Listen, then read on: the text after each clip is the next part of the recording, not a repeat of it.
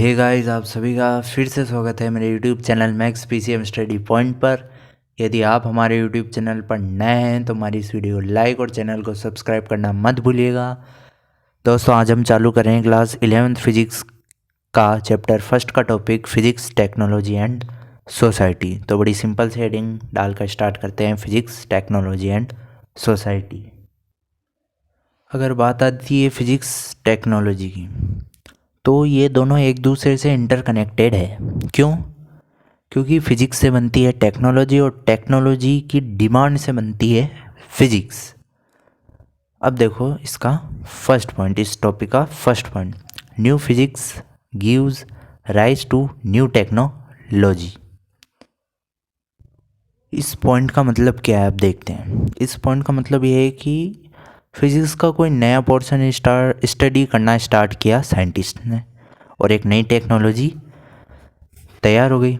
For example हम ले लेते हैं, जैसे मान लो सिलिकॉन चिप्स की स्टडी हुई। अब कुछ बच्चे पूछेंगे कि सिलिकॉन क्या है। सिलिकॉन एक एलिमेंट है पीरियोडिक टेबल में। तो सिलिकॉन चिप्स की जब स्टडी हुई तो उससे क्या बने?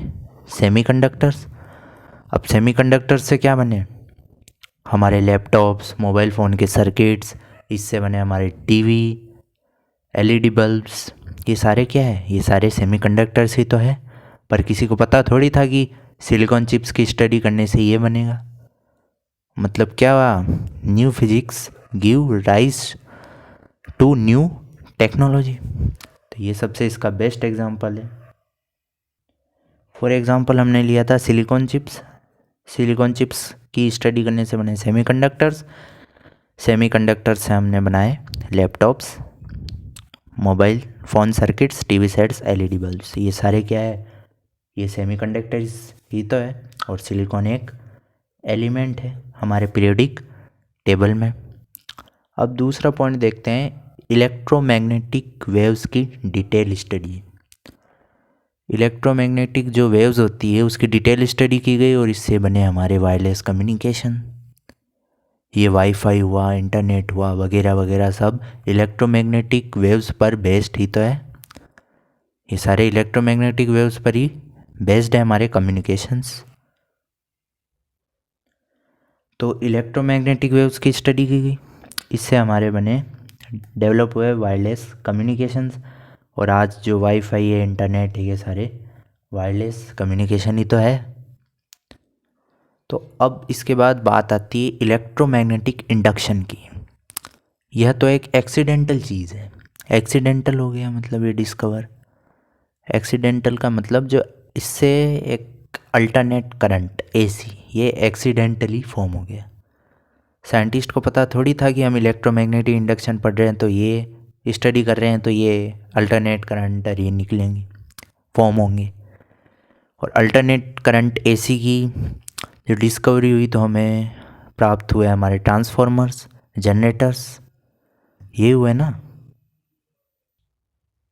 तो इलेक्ट्रोमैग्नेटिक इंडक्शन की स्टडी हुई, उससे एक्सीडेंटली फॉर्म हुआ अल्टरनेटिव करंट यानी एसी, और उससे बने हमारे ट्रांसफॉर्मर्स और जनरेटर।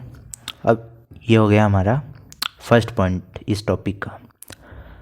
अब इसी का ही एक दूसरा पॉइंट आता है कि need of technology gives rise to new physics.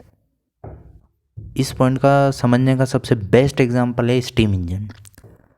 तो स्टीम इंजन के बहुत सारे डिसएडवांटेज थे, तो इसको हमें हटाना था इंडस्ट्री से, तो हमें न्यू टेक्नोलॉजी की ज़रूरत थी। तो फिर क्या, साइंटिस्ट ने फिजिक्स पढ़ना स्टार्ट किया। फिजिक्स में क्या पढ़ा? थर्मोडायनेमिक्स। थर्मोडायनेमिक्स में उन्हें क्या मिला? Heat engine.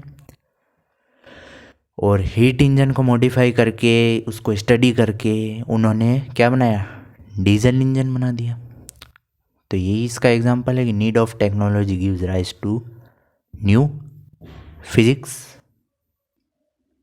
तो स्टीम इंजन को हमें हटाना था इंडस्ट्री से, तो उसके लिए साइंटिस्ट ने स्टार्ट किया स्टडी करना फिजिक्स का ब्रांच थर्मोडायनेमिक्स। थर्मोडायनेमिक्स में उन्होंने हीट इंजन के बारे में डिस्कस किया और हीट इंजन को स्टडी करके, मॉडिफाई करके उन्होंने क्या बना दिया? हमारा डीजल इंजन। तो ये था कि जो न्यू टेक्नोलॉजी की जो नीड होती है वो न्यू फिजिक्स को हमेशा उजागर करती है। तो दोस्तों आज इसी टॉपिक के साथ हम हमारी इस वीडियो क्लिप को एंड करते हैं। हम मिलेंगे इसकी अगली वीडियो में नेक्स्ट टॉपिक के साथ। तो यदि आपको मेरा एक्सप्लेनेशन अच्छा लगा तो हमारी इस वीडियो को लाइक कर दीजिए, और यदि आप हमारे चैनल पर नए हैं तो हमारे इस चैनल को सब्सक्राइब भी कर दीजिए। तब तक के लिए जय हिंद, जय भारत।